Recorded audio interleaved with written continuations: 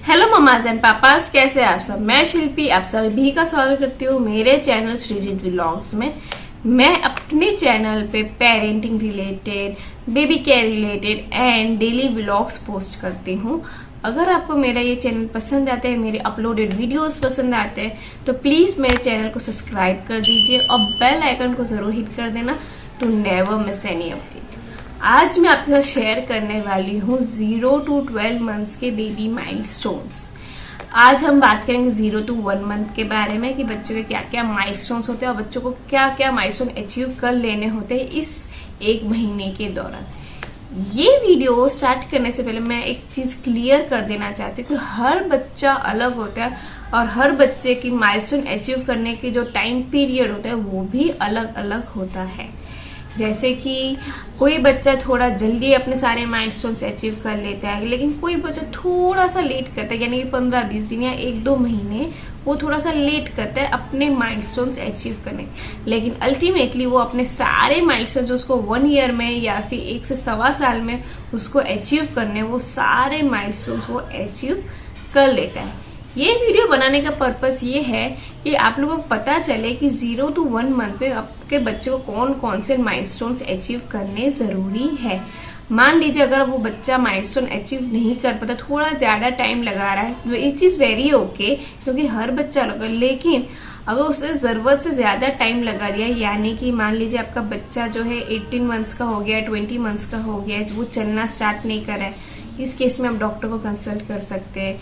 या फिर बच्चा अगर 8 महीने का नहीं 10 महीने का हो गया, वो फिर भी है ना सपोर्ट लेके ही बैठ रहा है, ठीक से बैठ नहीं पा रहा है, ठीक से अपनी गर्दन को बैलेंस नहीं कर रहा है, तो इस केस में आप अपने बच्चों को डॉक्टर से दिखा सकते हैं। लेकिन अदर देन दैट जो भी माइलस्टोन्स होते हैं वो मैं आपके साथ आज शेयर करने वाली हूँ, जिससे आपको हेल्प मिले अपने बच्चे को समझने के लिए।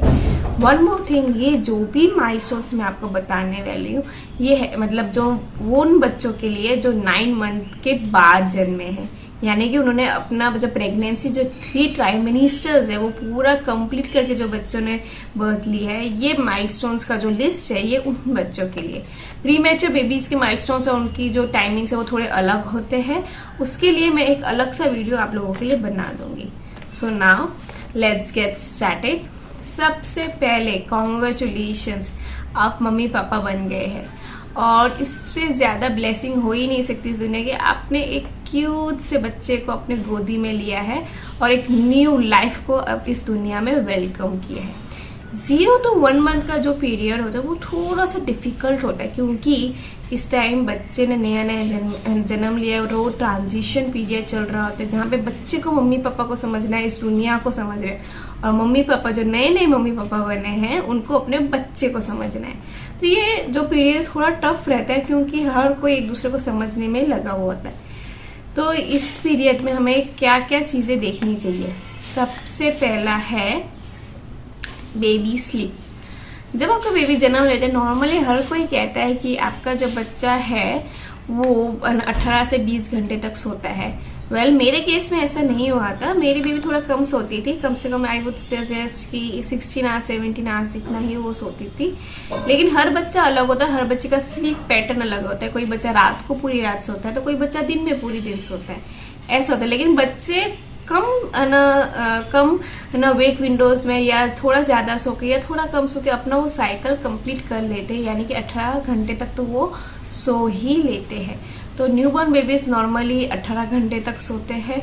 अगर आपका बेबी नहीं सो रहा है तो आपको फिगर आउट करने की जरूरत है कि वो क्यों नहीं सो रहा है।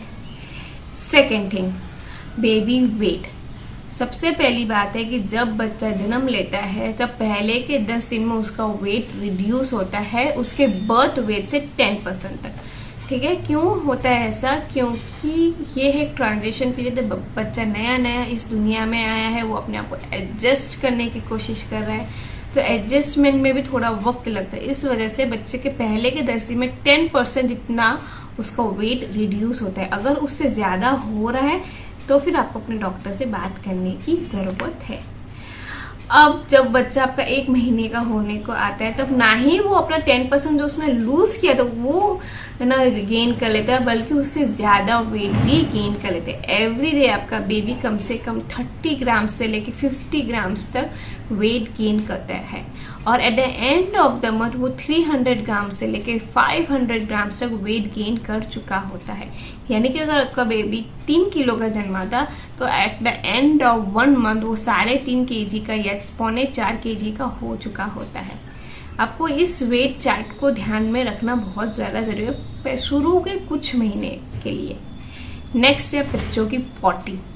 जब बच्चे जन्म लेते हैं तब बच्चे जो है वो काली कलर की यानी ब्लैक पॉटी करते हैं या ग्रीन पॉटी करते हैं विच इज एब्सोल्युटली ओके, क्योंकि बच्चे जब पेट में होते हैं उन्होंने एमनियोटिक फ्लूइड पी लिया होता है, उनके पेट में भी थोड़ा सा कचरा जमा हो गया होता है। तो बच्चे जब इस दुनिया में जन्म लेते हैं तो एक नेचुरल प्रोसेस है जो वो स्टमक है वो अपने आप को क्लीन कर रहा है। जितने भी गंदगी या फ्लूइड या जो भी उसके पेट में जमा हो गया वो सब कुछ वो पॉटी के थ्रू निकाल रहा है। इसलिए पॉटी जो ब्लैक कलर की या ग्रीन कलर की होती है विच इज ओके। कम से कम 4 से 5 दिन तक ऐसे पॉटी होगी, फिर धीरे धीरे उसका टेक्सचर उसका कलर चेंज होता रहेगा, धीरे धीरे वो येलो हो जाएगा। और हाँ, एक और बात, जो ब्रेस्ट फीडिंग बच्चे होते हैं वो 7 दिन में एक बार या 1 दिन में 7 बार पॉटी करते हैं विच इज एब्सोल्युटली नॉर्मल।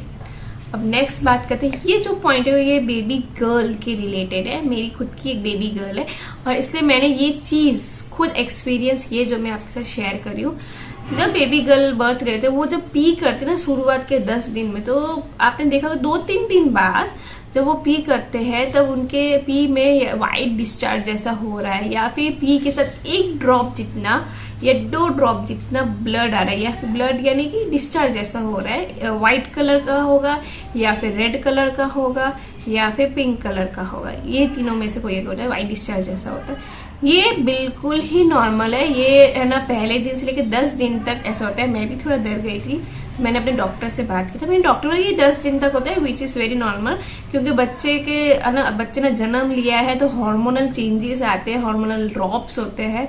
तो बच्चा का जो है ना वजाइना है वो है ना नेचुरल क्लीनिनेस करा, ये जो छोटे छोटे 1-2 ड्रॉप करके जो रेड कलर के जो ड्रॉप्स आ रहे हैं उसके वजह से, तो ये बिल्कुल ही नॉर्मल है।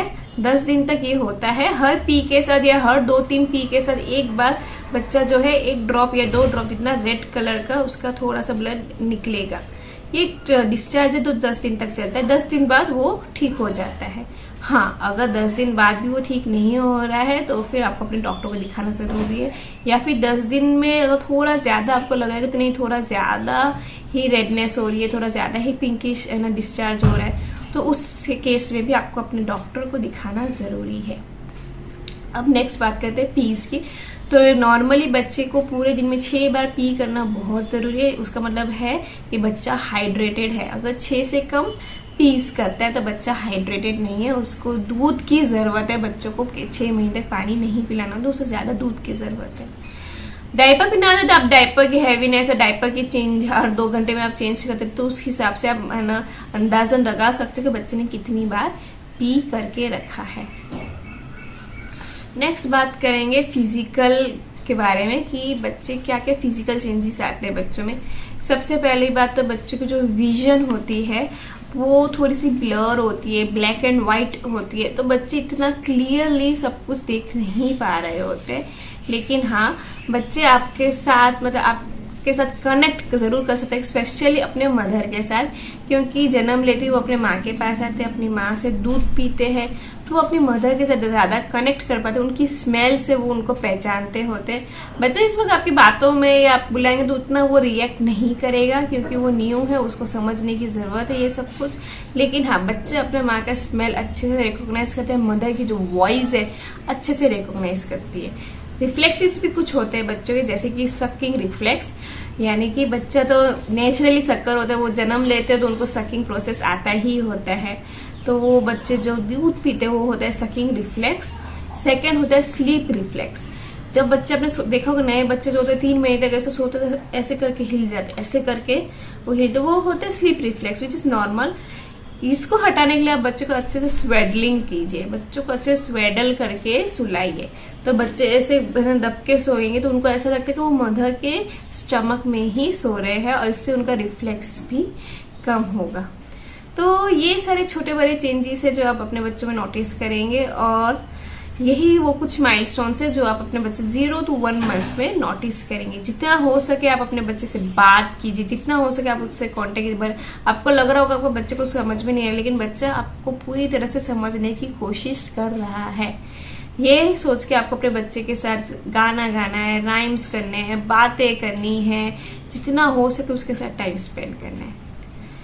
आज का वीडियो मैं यहीं खत्म करती हूँ। यही कुछ माइलस्टोन्स है जो आपको 0 to 1 मंथ के बेबी में देखने को मिलेंगे। अगर आपको मेरा ये वीडियो पसंद आया then please like, share and subscribe my channel Sreejith vlogs. Thank you so much.